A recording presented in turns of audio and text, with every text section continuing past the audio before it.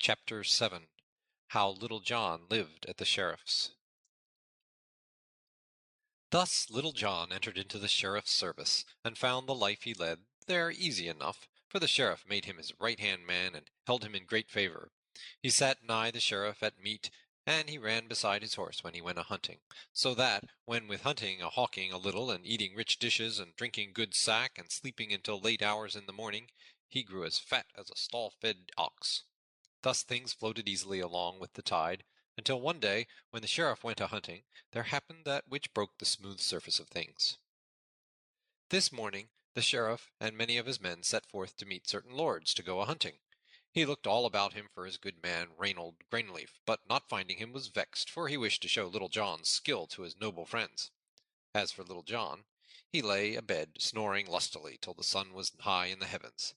At last he opened his eyes and looked about him, but did not move to arise. Brightly shone the sun in at the window, and all the air was sweet with the scent of woodbine that hung in sprays about the wall without, for the cold winter was past and spring was come again, and Little John lay still, thinking how sweet was everything on this fair morn. Just then he heard, faint and far away, a distant bugle note sounding thin and clear. The sound was small, but like a little pebble dropped into a glassy fountain, it broke all the smooth surface of his thoughts, until his whole soul was filled with disturbances.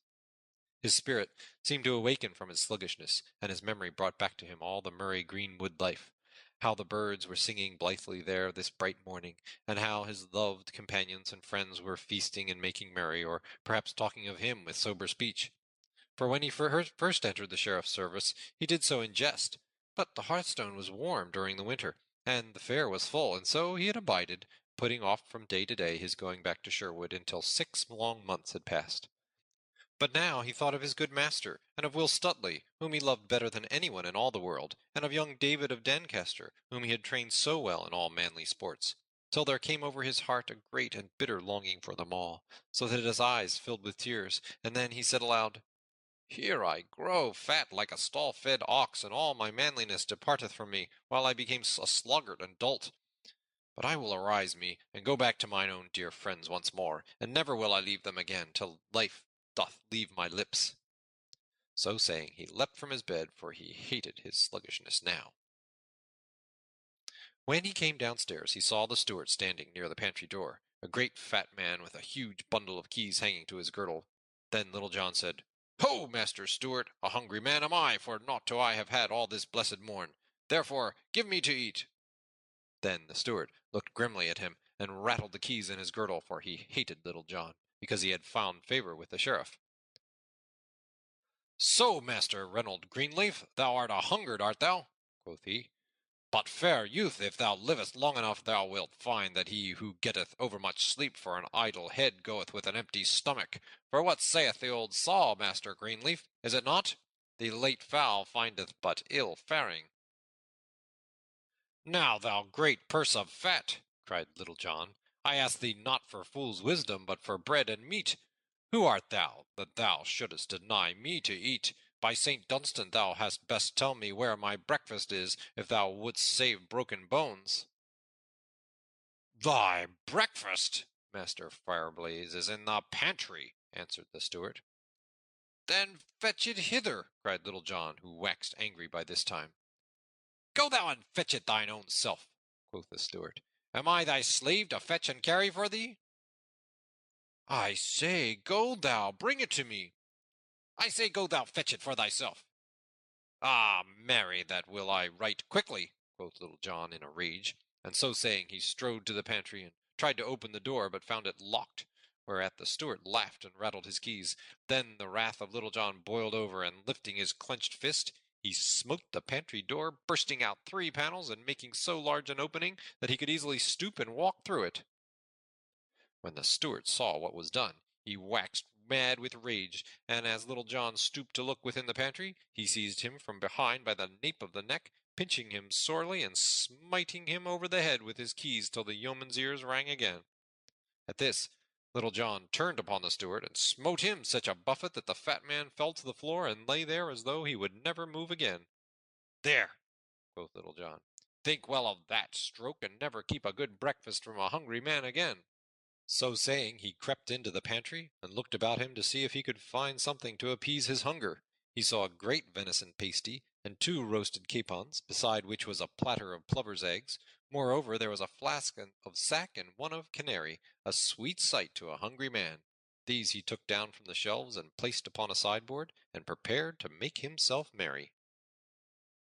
Now the cook in the kitchen across the courtyard heard the loud talking between Little John and the steward, and also the blow that Little John struck the other, so he came running across the court and up the stairway to where the steward's pantry was bearing in his hands the spit with the roast still upon it. Meanwhile, the steward had gathered his wits about him and risen to his feet, so that when the cook came to the steward's pantry, he saw him glowering through the broken door at Little John, who was making ready for a good repast, as one dog glowers at another that has a bone. When the steward saw the cook, he came to him, and putting one arm over his shoulder, "Alas, sweet friend," quoth he, for the cook was a tall, stout man, "seest thou what thou vile knave Reynold Greenleaf hath done? He hath broken in upon our master's good, and hath smitten me a buffet upon the ear, so that I thought I was dead. Good cook, I love thee well, and thou shalt have a good pottle of our master's best wine every day, for thou art an old and faithful servant. Alas, good cook, I have 10 shillings that I mean to give as a gift to thee. But hatest thou not to see a vile upstart like this Reynold Greenleaf taking it upon him so bravely?" "Ay, marry, that I do," quoth the cook boldly, for he liked the steward because of his talk of the wine and the 10 shillings. "Get thee gone straightway to thy room, and I will bring out this knave by his ears."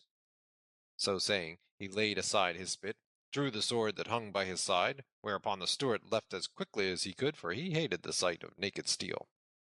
Then the cook walked straightway to the broken pantry door, through which he saw Little John tucking a napkin beside his chin and preparing to make himself merry. "Why, how now, Reynold Greenleaf?" said the cook. "Thou art no better than a thief, I wot. Come thou straight forth, man, and I will carve thee as I would carve a sucking pig." "Nay, good cook, bear thou thyself more seemingly, or else I will come forth to thy dole. At most times I am a yearling lamb, but when one cometh between me and my meat, I am a raging lion, as it were." "Lion or no lion," quoth the valorous cook, "come thou straight forth, else thou art a coward heart as well as a knavish thief." "Ha!" cried Little John, "coward's name have I never had, so look to thyself, good cook, for I come forth straight, the roaring lion I did speak of but now." Then he, too, drew his sword, and came out of the pantry. Then putting themselves into position, they came slowly together with grim and angry looks. But suddenly Little John lowered his point. "Hold, good cook," said he. "Now I bethink me it were ill of us to fight with good victuals standing so nigh, and such a feast as would befit 2 stout fellows such as we are. Marry, good friend, I think we should enjoy this fair feast ere we fight. What sayest thou, jolly cook?" At this speech the cook looked up and down, scratching his head in doubt, for he loved good feasting. At last he drew a long breath, and said to Little John, "Well, good friend, I like thy plan right well. So, pretty boy, say I, let us feast with all my heart, for one of us may sup in paradise before nightfall." So each thrust his sword back into the scabbard and entered the pantry. Then, after they had seated themselves, Little John drew his dagger and thrust it into the pie. "A hungry man must be fed," quoth he. "So, sweet chuck, I help myself without leave." But the cook did not lag far behind, for straightway his hands also were deeply thrust within the good pastry. After this, neither of them spoke further, but used their teeth to better purpose. But though neither spoke, they looked at one another, each thinking within himself that he had never seen a more lusty fellow than the one across the board. At last, after a long time had passed, the cook drew a full, deep breath, as though of much regret, and wiped his hands upon the napkin, for he could eat no more. Little John also had enough, for he pushed the pastry aside as though he would say, "I want thee by me no more, good friend." Then he took the pottle of sack, and said he, "Now, good fellow, I swear by all that is bright, that thou art the stoutest companion at eating that I ever had. Lo, I drink thy health." So saying, he clapped the flask to his lips, and cast his eyes aloft, while the good wine flooded his throat. Then he passed the pottle to the cook, who also said, "Lo, I drink thy health, sweet fellow." nor was he behind Little John in drinking any more than in eating. "Now," quoth Little John, "thy voice is right round and sweet, jolly lad. I doubt not thou canst sing a ballad most blithely, canst thou not?" "Ah, truly I have trolled one now and then," quoth the cook, "yet I would not sing alone." "Nay, truly," said Little John, "that were but ill courtesy. Strike up thy ditty, and I will afterwards sing one to match it, if I can." "So be it, pretty boy," quoth the cook. "And hast thou e'er heard the song of the deserted shepherdess?" "Truly I know not," answered Little John, "but sing thou, and let me hear." Then the cook took another draught from the pottle, clearing his throat, sang right sweetly. The Song of the Deserted Shepherdess.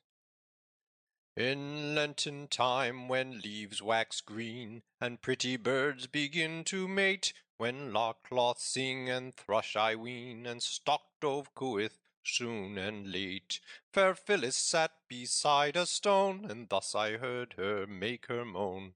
"O willow, willow, willow, willow, I'll take me of thy branches fair, and twine a wreath to deck my hair."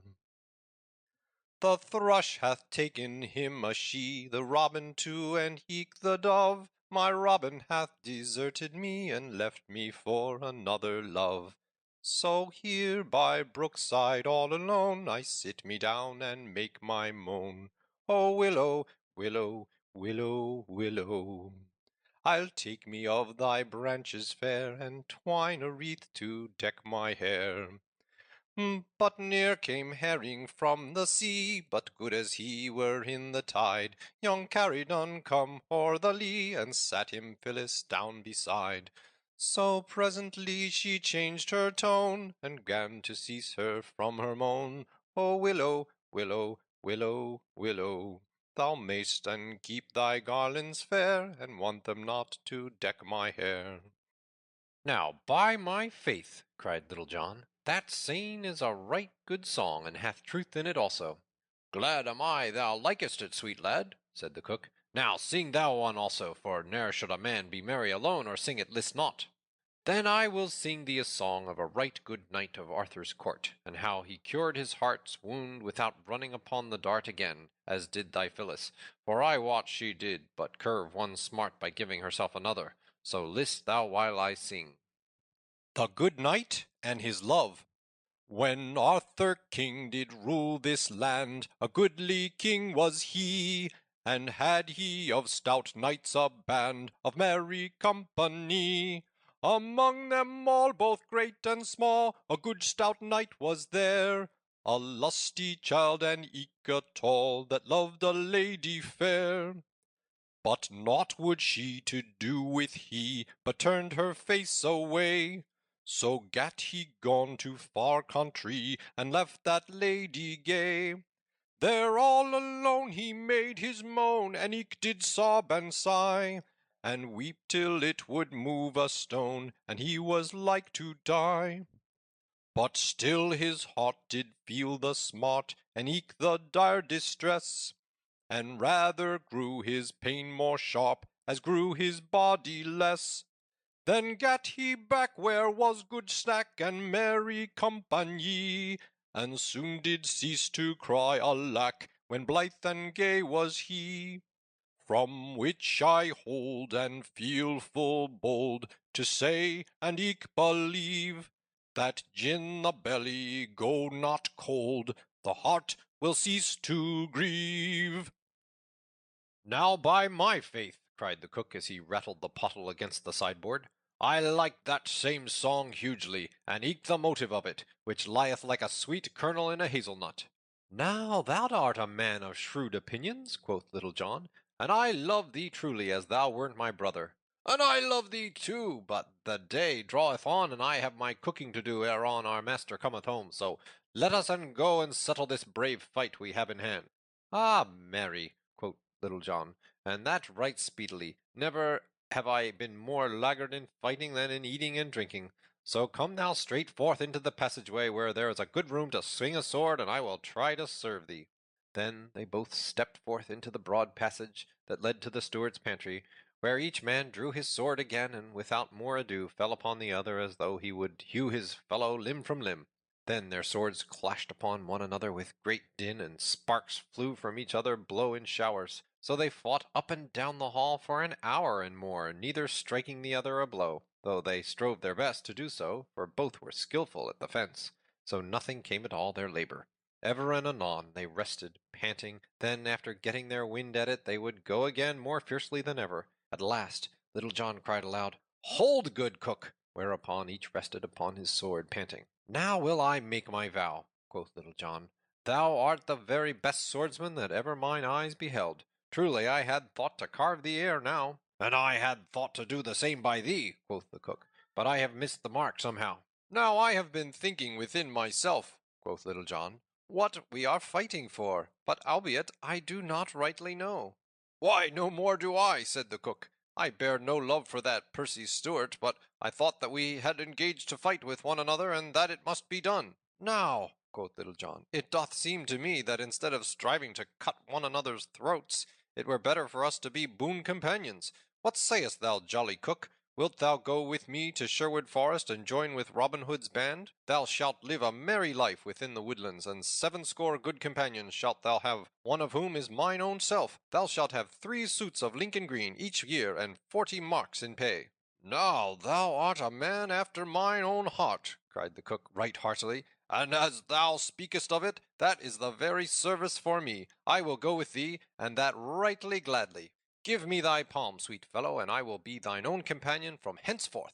What may be thy name, lad?" "Men do call me Little John, good fellow." "How? And art thou indeed Little John, and Robin Hood's own right-hand man? Many a time and oft I heard of thee, but never did I hope to set eyes upon thee. And thou art indeed the famous Little John." And the cook seemed lost in amazement, and looked upon his companion with open eyes. "I am Little John, indeed, and I will bring to Robin Hood this day a right stout fellow to join his merry band. But here we go, good friend. It seemeth to me that to be a vast pity that as we have had so much of the sheriff's food, we should not also carry off some of his silver plate to Robin Hood as a present from his worship." "And merry it is," said the cook. And so they began hunting about, and took as much silver as they could lay hands upon, clapping it into a bag, and when they had filled the sack they set forth to Sherwood Forest. Plunging into the woods, they came at last to the greenwood tree, where they found Robin Hood and 60 of his merry men lying upon the fresh green grass.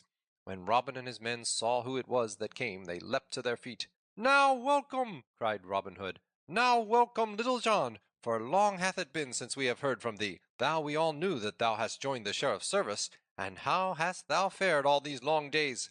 "Right merrily have I lived at the Lord Sheriff's," answered Little John, "and I have come straight thence. See, good master, I have brought thee his cook, and even his silver plate." Thereupon he told Robin Hood and his merry men that were there all that had befallen him since he had left them to go to the fair at Nottingham town. Then all shouted with laughter, except Robin Hood, but he looked grave. "Nay, Little John," said he, "thou art a brave blade and a trusty fellow. I am glad thou hast brought thyself back to us, and with such good companion as the cook, whom we all welcome to Sherwood. But I like not so well that thou hast stolen the sheriff's plate like some paltry thief. The sheriff hath been punished by us, and hath lost 300 pounds, even as he sought to despoil another. But he hath done naught that we should steal his household plate from him." Though Little John was vexed with this, he strove to pass it off with a jest. "Nay, good master," quoth he, "if thou thinkest the sheriff gave us not the plate, I will fetch him that he may tell us with his own lips he giveth it all to us." So saying, he leapt to his feet and was gone before Robin could call him back. Little John ran for full 5 miles till he came to where the sheriff of Nottingham and a gay company were hunting near the forest. When Little John came to the sheriff, he doffed his cap and bent his knee. "God save thee, good master," quoth he. "Why, Reynold Greenleaf," cried the sheriff, "whence comest thou, and where hast thou been?" "I have been in the forest," answered Little John, speaking amazedly, "and there I saw a sight such as ne'er before man's eyes behold. Yonder I saw a young hart all in green from top to toe, and about him was a herd of 60 deer, and they too were all of green from head to toe. Yet I dared not shoot, good master, for fear lest they should slay me." "Why, how now, Reynold Greenleaf?" cried the sheriff. "Art thou dreaming, or art thou mad, that thou dost bring me such a tale?" "Nay, I am not dreaming, nor am I mad," said Little John. "And if thou wilt come with me, I will show thee this fair sight, for I have seen it with mine own eyes. But thou must come alone, good master, lest the others frighten them and they get away." So the party all rode forward, and Little John led them downward into the forest. "Now, good master," quoth he at last, "we are nigh where I saw this herd." Then the sheriff descended from his horse and bade them wait for him until he should return, and Little John led him forward through a closed copse until suddenly they came to a great open glade, at the end of which Robin Hood sat beneath the shade of the great oak tree, with his merry men all about him.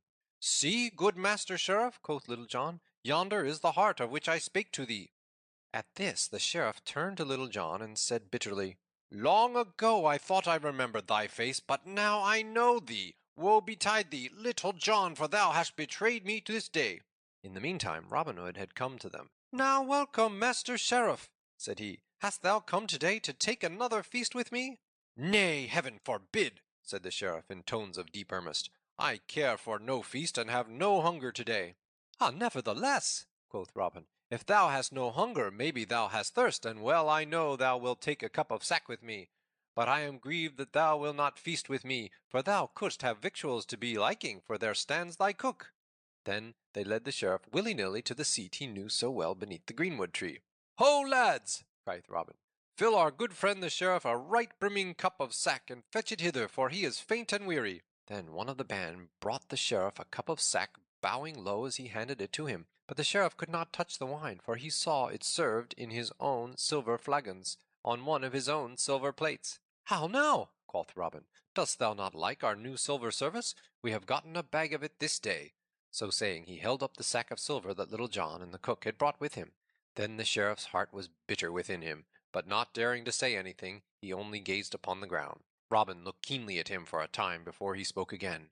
Then said he, "Now, Master Sheriff, the last time thou camest to Sherwood Forest, thou didst come seeking to despoil a poor spendthrift, and thou wert despoiled thine own self. But now thou comest seeking to do no harm, nor do I know that thou hast despoiled any man. I take my tithes from fat priests and lordly squires to help those that they despoil, and to raise up those that they may bow down. But I know not that thou hast tenants of thine own whom thou hast wronged in any way. Therefore take thou thine own again, nor will I dispossess thee today of so much as 1 farthing. Come with me, and I will lead thee from the forest back to thine own party again." Then, slinging the bag upon his shoulder, he turned away, the sheriff following him, all too perplexed in mind to speak. So they went forward until they came to within a furlong of the spot where the sheriff's companions were waiting for him. Then Robin Hood gave the sack of silver back to the sheriff. "Take thou thine own again," he said, "and hearken to me, good sheriff, take thou a piece of advice with it. Try thy servants well ere thou dost engage them again so readily." Then turning, he left the others standing bewildered with the sack in his hands. The company that waited for the sheriff were all amazed to see him come out of the forest bearing a heavy sack upon his shoulders. But thou they questioned him, he answered never a word, acting like one who walks in a dream. Without a word, he placed the bag across his nag's back, and then, mounting, rode away, all following him. But all the time there was a great turmoil of thoughts within his head, tumbling one over the other. And thus ends the merry tale of Little John, and how he entered the sheriff's service. End of chapter 7.